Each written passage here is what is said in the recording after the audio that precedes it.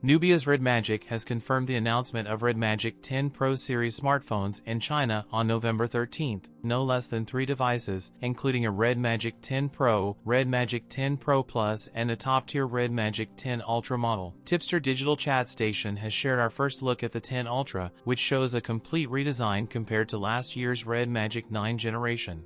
Nubia's RedMagic 10 series could be another flagship gaming smartphone with the Snapdragon 8 Elite. It may come equipped with up to 24GB of RAM and up to 1TB of storage. The higher-end RedMagic 10 Pro recently visited China's MIIT certification, which hints at its imminent release in the region. An entirely gaming-focused smartphone, RedMagic 10 featured a 6.8-inch 120Hz AMOLED display, a 50MP main camera, and 16MP front camera, and innovative features compared to the previous series. One of its standout features is the massive battery. The device will feature a dual-cell silicon battery system with a typical combined capacity of over 7,000 mAh.